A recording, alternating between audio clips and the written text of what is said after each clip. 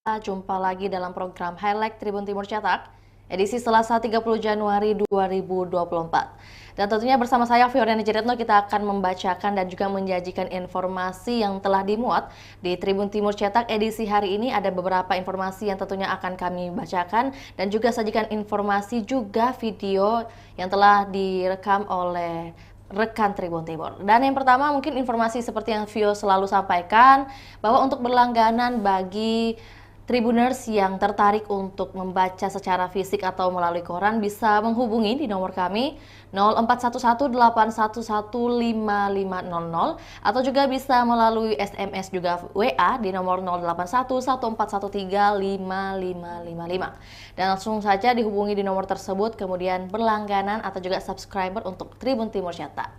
Di edisi hari ini kita ada beberapa headline di halaman 1 dan tentunya di halaman-halaman berikutnya juga senantiasa kami sajikan beberapa headline. Headline pamungkas di halaman 1 yaitu Kaesang mengatakan jangan coblos Prabowo, coblos pipi Gibran saja. Ini dikatakan oleh Kaesang Pangarep selaku Ketua Umum PSI, kalau wajah Prabowo Subianto jangan dicoblos ya. Coblos saja muka saudara saya, bisa di rambutnya, di pipinya, di mukanya, di mana saja. Dan ini merupakan kegiatan atau juga kampanye yang dilakukan PSI yang kami sajikan bahwa di luar titik nih. Di mana Komisi Pemilihan Umum Kota Makassar menyebut Kaesang Pangarep berkampanye di luar titik yang ditentukan. Diketahui agenda PSI yang bertajuk kampanye mawar melawan Kaesang, kampanye di gelanggang olahraga Gor Sudiang Makassar, tepatnya Senin 29 Januari kemarin. Kemudian Ketua Umum dari Partai Solidaritas Indonesia PSI Kaesang Pangarep meminta agar warga Toraja Utara tidak mencoblos Prabowo Subianto di pemilihan presiden 14 Februari mendatang. Namun, ia meminta agar mencoblos pipi kakaknya Gibran Rakabuming Raka. Kaesang didampingi sang istri Erina Gudono dan Wakil Ketua Pembina PSI Grace Natali. Hadir pula sejumlah pengurus PSI dari Tanah Toraja dan Toraja Utara. Kemudian, selain itu kita juga ada menampilkan grafis atau juga ilustrasi dari santri hafidz Quran di setrika. Dengan headline kami, punggung santri penghafal Quran ditempeli setrika panas. Seorang pembina pondok pesantren di Parepare berinisial SR ditetapkan sebagai tersangka dan ditahan di markas Polres Parepare karena menganiaya dua santrinya. Korban ditempeli setrika panas di bagian punggung hingga kulitnya melepuh. Untuk informasi lebih lengkap dari halaman 1 tentunya kami akan menyajikan video berikut ini. Selamat menyaksikan. Halo Kak Irham. Halo Pak Is, Assalamualaikum warahmatullahi wabarakatuh. Waalaikumsalam warahmatullahi wabarakatuh. Jadi hari ini kita Tribun Timur edisi cetak hari Selasa 30 Januari 2024. Kita masih akan turun dengan berita politik. Ya, hari ini terkait dengan kunjungan Ketua Umum PSI ke Toraja, khususnya ke Toraja Utara. Ya. Ada yang menarik dari pernyataan Ketua Umum PSI Kaesang Pangarep yang merupakan putra Jokowi. Dia mengatakan begini, dulu waktu saya sering bersama kakak saya Gibran Rakabuming, saya sering disuruh-suruh, makanya saya sering marah, sama dia, karena sering disuruh-suruh. Makanya sebagai pelampiasan marah saya minta kepada seluruh warga Toraja Utara, ini kata Kaesang ya. Saya minta kepada seluruh Toraja Utara, tusuk pipinya dia saat pilpres nanti. Jadi ini sebenarnya salah satu bentuk unek-unek sekaligus kampanye. Unek-unek serius kampanye dari seorang putra Jokowi. Dia minta jangan coblos Prabowo, biarkan gambarnya tetap bersih, tapi coblos Gibran menurut dia, coblos Gibran di pipinya, tepat di pipinya atau rambutnya. Itu menurut Kaesang Pangarep. Kaesang datang ke Toraja Utara bersama istrinya, juga bersama Wakil Ketua Tim Penasihat PSI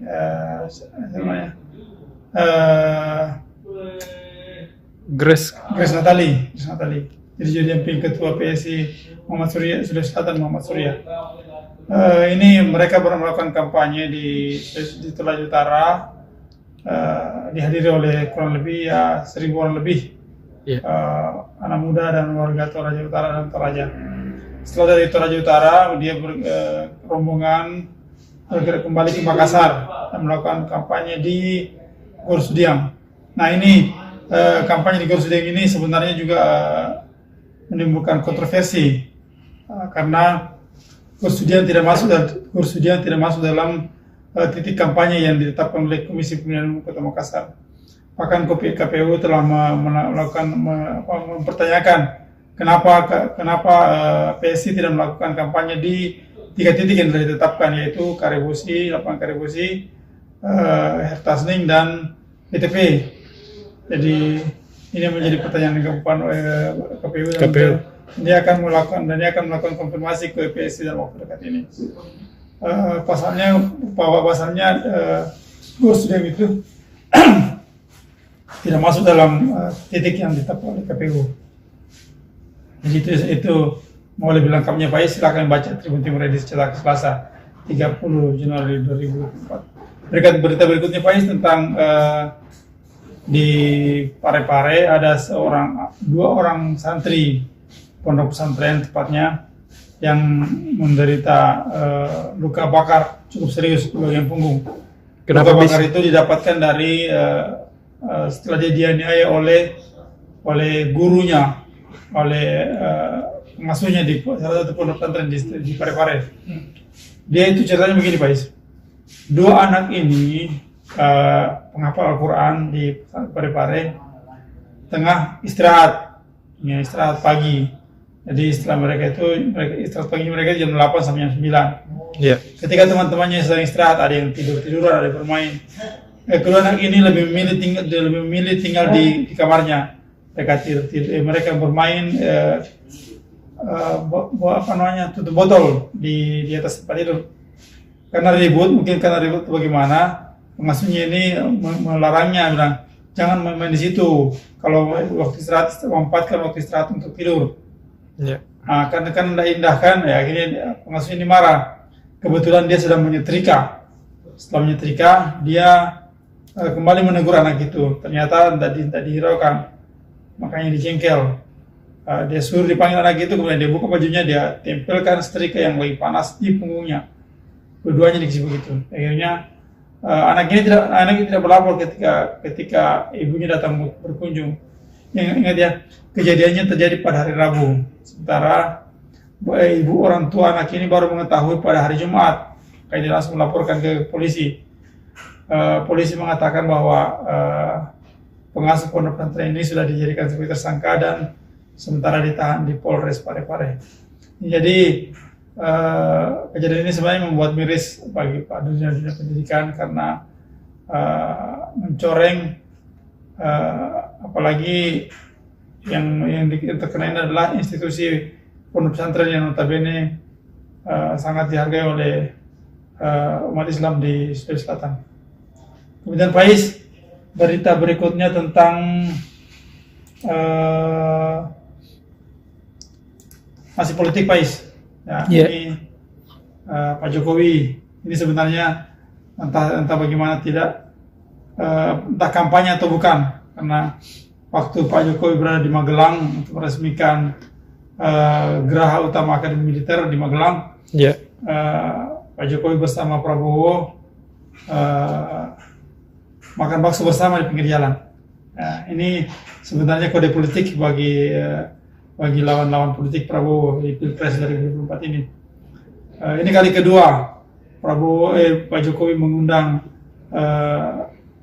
koalisinya Prabowo untuk makan bersama. Sebelumnya AHY ketua umum Demokrat, AHY diundang juga makan siang bersama Pak Jokowi. Kali ini Prabowo.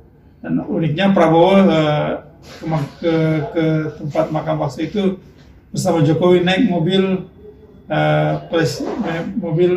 dinas presiden. Jadi hal ini menimbulkan polemik karena menimbulkan pertanyaan apakah ini salah satu bentuk dukungan kepada Prabowo atau bukan, ataukah hanya sekedar mitra atau sekedar antara presiden dan menteri, Iya, iya. sebagai menteri pertahanan. Jadi ini menjadi tugas semua pihak termasuk Bawaslu untuk mengkaji apakah yang termasuk kampanye atau bukan. Masyarakat juga perlu menilai bagaimana tindak tanduk presiden kita ini di menjelang Pilpres 2024 ini. Karena setelah polemik beliau mengatakan bahwa presiden dan menteri boleh ikut berkampanye, tindak tanduk dari Pak Presiden ini semakin menjadi perhatian, apalagi ketika dia selalu bersama dengan Capres nomor 2 Prabowo Subianto. Iya.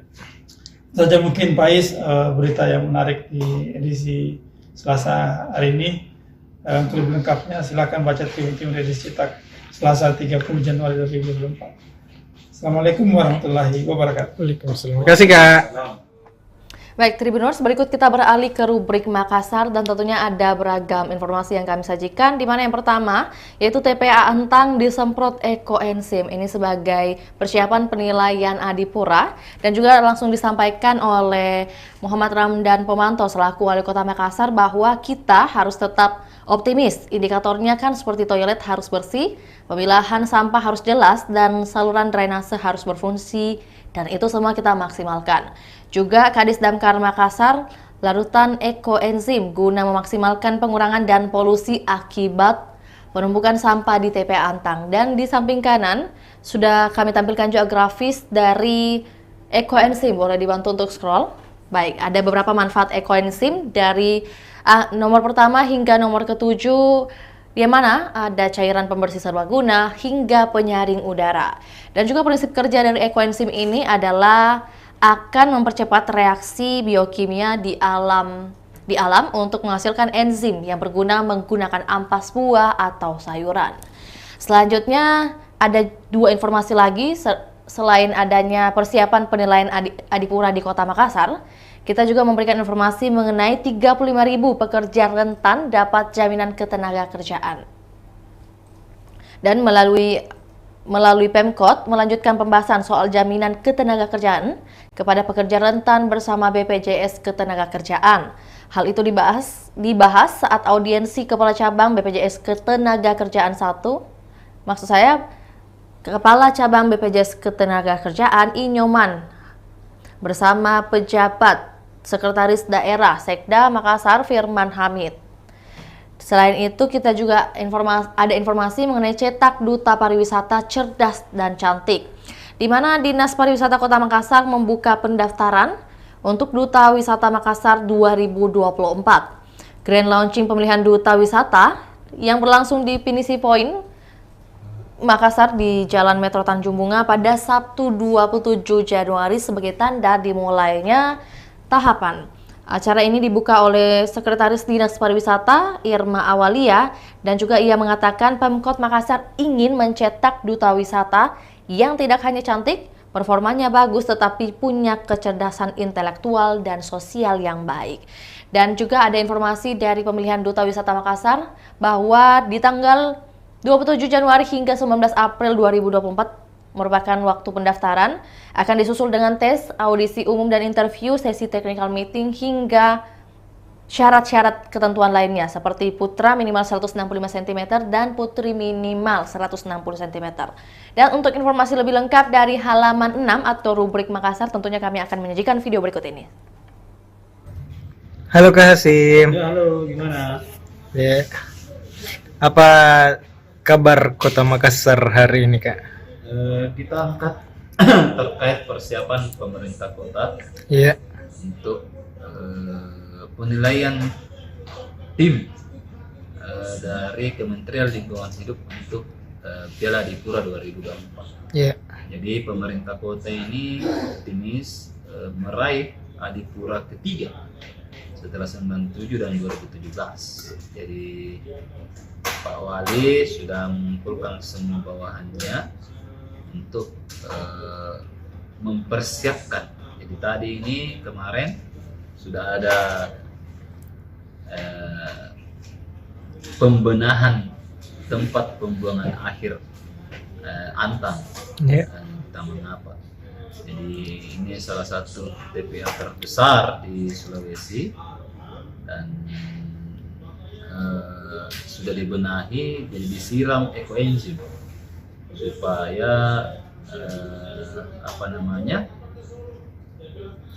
supaya cepat pelapukan sampah-sampah organik di sana toh. Iya, iya. Jadi memang diperlukan enzim kan fungsinya untuk mempercepat reaksi. Nah, jadi reaksi pelapukannya dipercepat, Cepat terurai di Kak. pembusukannya Iya, toh, iya, iya. organik-organik di sana dipercepat. Jadi hingga tidak menimbulkan bau, tidak menimbulkan pencemaran lebih lanjut. Karena kan menurut data sampai itu 21 kali dapat menangkap polusi ketimbang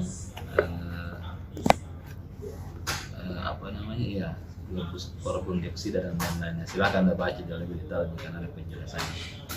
Nah, ini sementara dilakukan dan kabarnya tim penilai dari Kementerian Lingkungan Hidup Iya. dan Kehutanan itu sudah sampai di Makassar.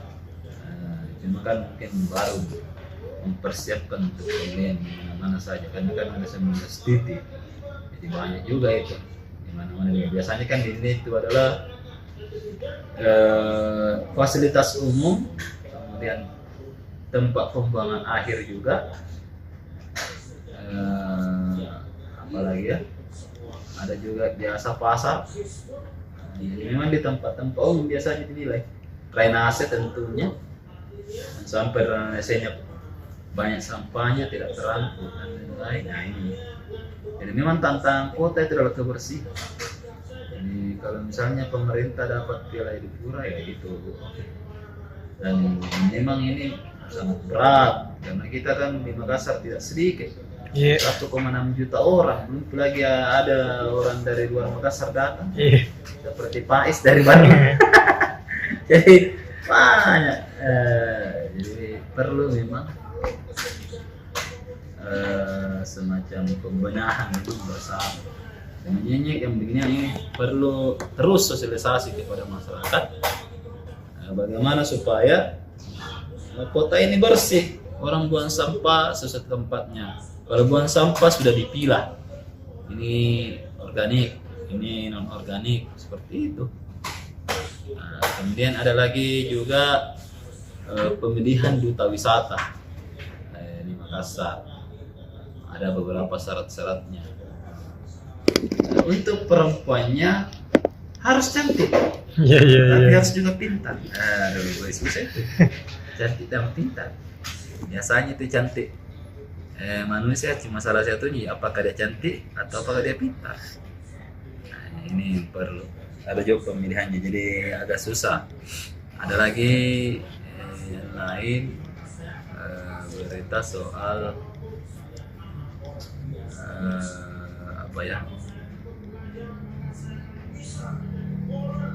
Nah itu saja dulu, silakan Anda baca lengkapnya. Iya. Kasih Kak. Oke. Baik, selanjutnya kita beralih ke kategori Sulsel Memilih, dan seperti biasanya di halaman paling atas kita sudah menampilkan countdown 14 hari lagi menuju pemilihan presiden dan wakil presiden, juga pemilihan legislatif, tepatnya 14 Februari 2024 mendatang. Dan tentunya kita juga menampilkan ada dokumentasi juga caption Musda Pramuka atau Musyawarah Daerah ke-9 maksud saya. Ke-9 Gerakan Pramuka Sulsel tahun 2024 di Ballroom Novotel Hotel Makassar, Sabtu 27 Januari. Bupati Goa Adnan Purikta Ihsan terpilih sebagai Ketua Kuartir Daerah Koarda Gerakan Pramuka Solo Selatan pada masa bakti 2024 hingga 2029. Kemudian Golkar Nasdem berebut juara 1, di mana prediksi Sulsel 10 ada daftar pemilih tetap, informasi angka yang kami sajikan, Tanah Toraja sekian hingga Toraja Utara. Pada hasil pemilu 2019 dapat dilihat dari atas nama Firmina Talulembang mendapat suara di angka sekian hingga John Rende Mangontan. Dan juga kita menampilkan informasi dari Theophilus dan Yariana nyoblos di TPS 02. di mana ada statement yang disampaikan oleh Bupati Tanah Toraja, Theophilus Alorerung, tapi kali ini orang mengatakan Bapak mau pemilihan apa lagi? Saya bilang saya sudah tua saya. Sudah waktunya regenerasi, sudah terakhir saya ikut pemilihan. Ini disampaikan oleh Bupati Tanah Toraja, Theophilus Alorerung menyalurkan hak suaranya di TPS 002, Kelurahan Lamunan, Kecamatan Makale, Tanah Toraja pada pemilu 2024 nanti.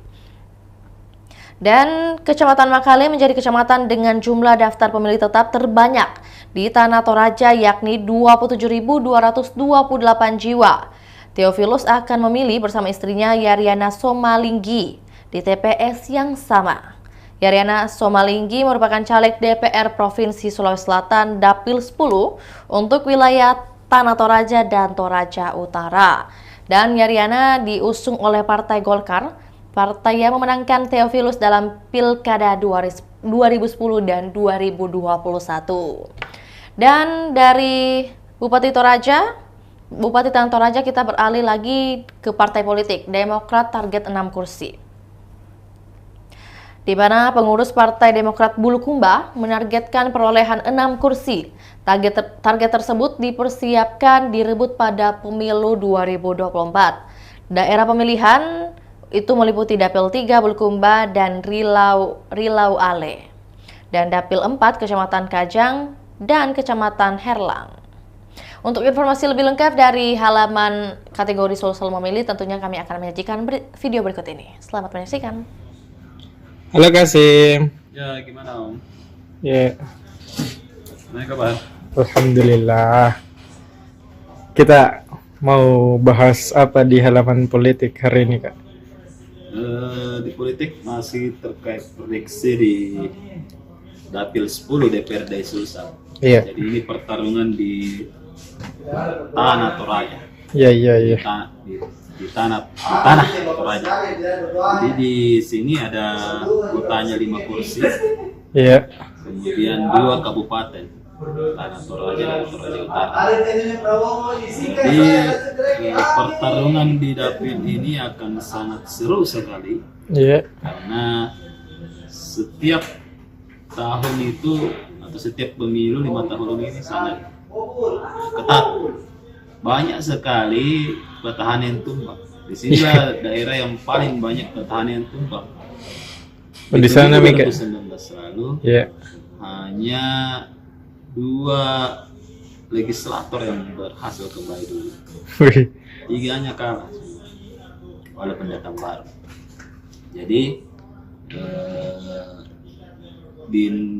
jadi di sini juga kita lihat nanti pasti akan begitu lagi. Karena pendatang baru ini rata-rata istri dari pejabat di sana. Wow. Jadi ada istrinya Bupati Tanah Toraja. Iya. Ada juga istrinya Bupati Golkar, Ketua Golkar, Iya. mantan Wakil Bupati Tanah Toraja. Jadi akan seru di internal Golkar juga akan seru nantinya. Iya. Nah di sini di sisi lain juga kalau kita lihat ada legislator terlama di DPRD Sulsel yang di sana, namanya Pak Dan Kontasi. Ini sudah kali 6 periode nantinya, 7 periode. Artinya kalau NAMI itu kan 30 tahun. Iya. Sudah 30 tahun, mulai dari DPRD Tanah Toraja atau belum dipisah Toraja Induk, dulu kan namanya Tanah Toraja. Iya. Nah, itu sering disebutkan di sana Toraja Induk. Jadi pertarungan di Toraja itu adalah pertarungan gengsi ya, karena jabatan di sana itu kalau kita lihat adalah sangat-sangat sakral. Ya betul.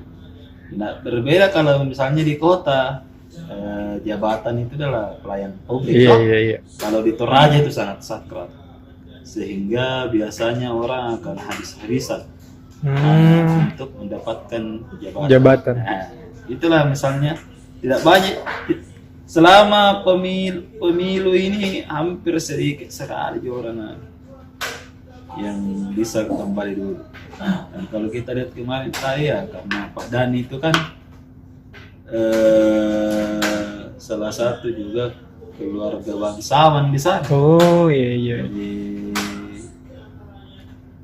kemudian Ibu Firmina juga keluarga Talu Lembang juga keluarga bangsawan. Kalau misalnya Dipandang memang iya, deh kak. terpandang di sana. Ibu Firmina kan bersaudara dengan Ibu Felicitas.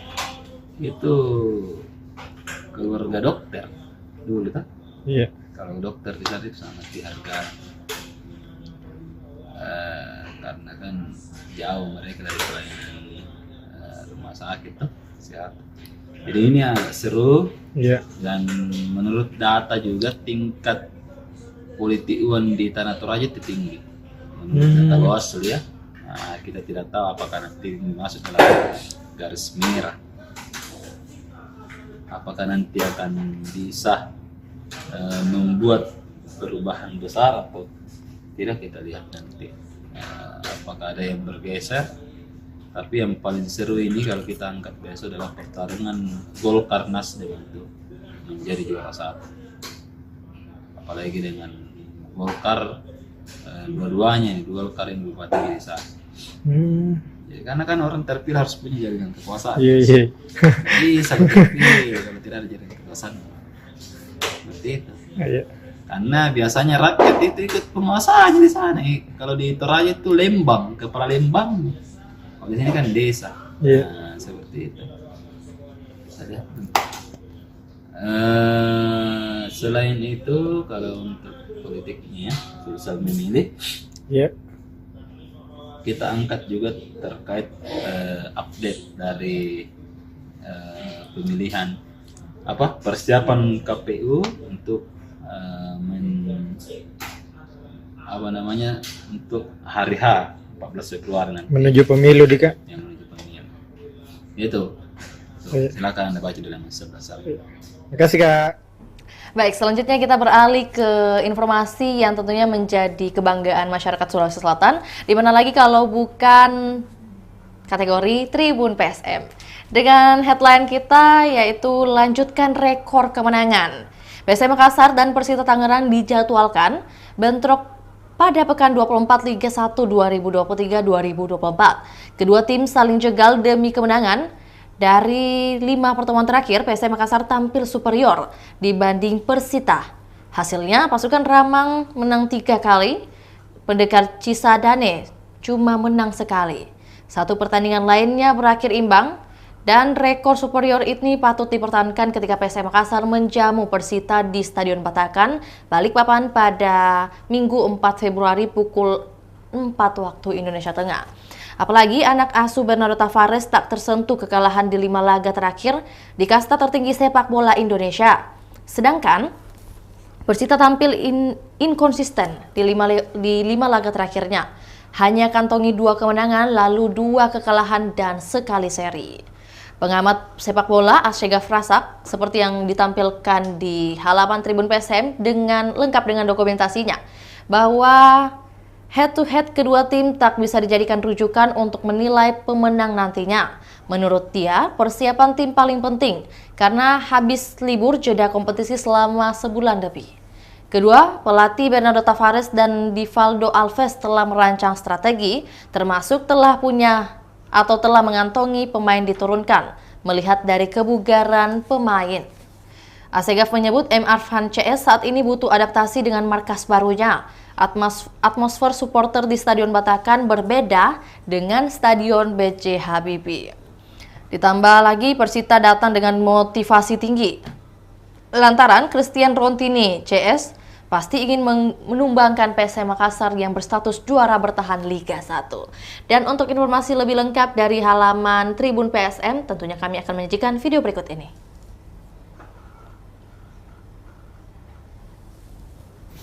Halo Kakak Sode. Hai, halo Faiz, halo Tribuners. Iya. Kita bertemu untuk ulasan terbitan Tribun Timur untuk halaman PSM. Iya. Kenapa ini Faiz? Iya. Ada apa dengan PSM hari ini Kak? Nah, ini sekarang kemarin Senin 29 Januari 2024 kurang 6 hari lagi untuk laga perdana PSM pasca libur. Jadi Iya. kompetisi kita tahu bahwa mereka akan bertemu dengan Persita Tangerang di Stadion Batakan, Kalimantan Timur pada Minggu 4 Februari mendatang. Nah, dalam hal ini kita mulai mengulas persiapan serta bagaimana sejarah pertemuan dari kedua tim.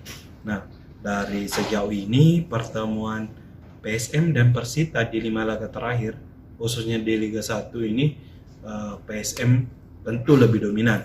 Nah, catatannya dari 5 laga itu, PSM mengantongi 3 kemenangan, hanya 1 kali kalah, dan 1 pertandingan lainnya berakhir imbang dan 0-0. Nah, catatan yang superior ini atas Persita ini harus patut dipertahankan ketika bermain di Batakan.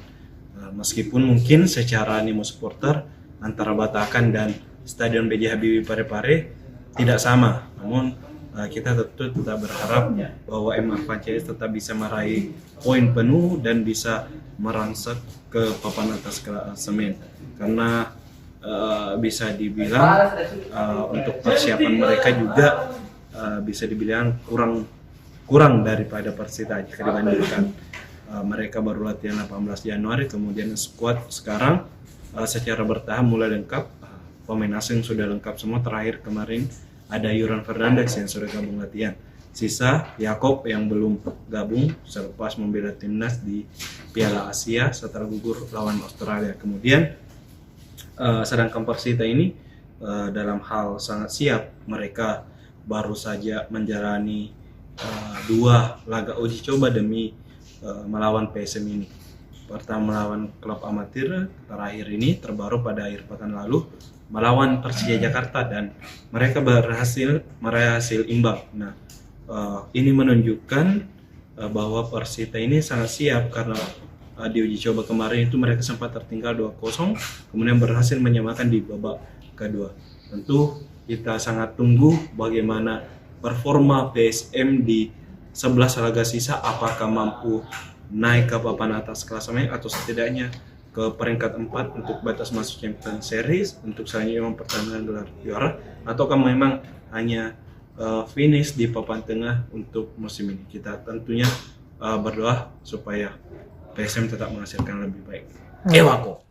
Ya, itulah tadi beragam informasi yang sudah kami sajikan untuk Tribuners ketahui apa saja informasi yang terhimpun di edisi kita Tribun Timur Cetak edisi hari ini. Dan tentunya untuk berlangganan bagi Tribuners yang masih tertarik untuk membaca via atau melalui fisik seperti koran, bisa menghubungi kami di layar kaca Anda sudah terpampang nyata di nomor 0411 811 5500 atau juga melalui SMS juga WA di nomor 081 14135555. Dan tentunya buat Tribuners juga mungkin yang senang atau juga membaca melalui gadget bisa mengakses di website kami www.tribuntimur.com, kemudian pilih kategori e-paper. Untuk itu saya Firna Jaretno mewakili kru yang bertugas pamit undur diri. Assalamualaikum warahmatullahi wabarakatuh. Sampai jumpa.